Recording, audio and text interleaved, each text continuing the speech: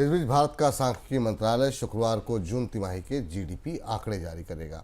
ये आंकड़े अमेरिकी टैरिफ लागू होने से पहले की तिमाही के होंगे, इसलिए उन्हें महत्वपूर्ण माना जा रहा है।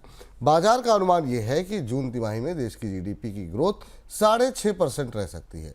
रिजर्व बैंक ने भी इतनी ही ग्रोथ का अनुमान फिलहाल लगाया है। सर, क्या कुछ एक्सपेक्टेशन आपकी है कल आने वाले जीडीपी नंबर्स को लेकर के? महत्वपूर्ण आंकड़ा है। इस साल की पहली तिमाही बेहद उतार चढ़ाव भरी, उठापटक भरी रही है। मानसून का असर भी होगा, टैरिफ का एक शुरुआती असर भी आ चुका था, बाजारों में, शेयर बाजारों में गिरावट थी।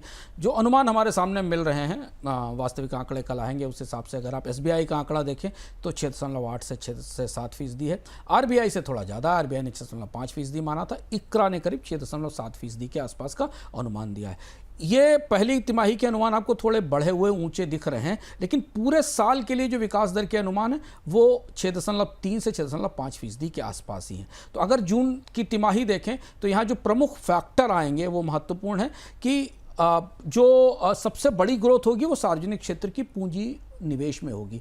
पब्लिक सेक्टर अंडरटेकिंग्स का जो निवेश पिछले क्वार्टर में बढ़ा है वो हमें जीडीपी पर असर करता दिखाई देगा। इससे सीमेंट, इंजीनियरिंग, इंफ्रास्ट्रक्चर, इनमें थोड़ी सी ग्रोथ आती दिखाई देगी। रूरल एरिया की जो ग्रोथ है, जो डिमांड है, उस पर भी थोड़ा सपोर्ट आता दिखाई देगा। इस आंकड़े में ऐसा हमें उम्मीद है। सर्विसेज सेक्टर के से थोड़ी डिमांड बेहतर आने की उम्मीद है, क्योंकि 8.3% का कलेक्शन है, का ग्रोथ है। जीएसटी का कलेक्शन अच्छा है। और असर जो सबसे नेगेटिव होगा वो निर्यात पर होगा और भारी उद्योगों पर होगा। ये तस्वीर हमें बनती दिखाई दे रही। आंकड़ा कहीं 6.5 से 6.7% के आसपास विपुल जी कहीं टिकता दिखाई देगा इस तिमाही का। पर यह तिमाही उतनी सिग्निफिकेंट है नहीं वास्तव में। लेकिन क्या फिर अब सेकंड क्वार्टर जो होगा उसमें आपको लगता है बड़ा चैलेंज वहां सामने दिखाई देगा? इसलिए मैंने कहा कि ये तिमाही सिग्निफिकेंट इसलिए नहीं है क्योंकि जो टैरिफ का असर है वो अगले क्वार्टर में दिखाई देगा, क्योंकि टैरिफ अब इंप्लीमेंट होना शुरू हुए, हालांकि ऑर्डर्स पर असर पड़ने लगा था।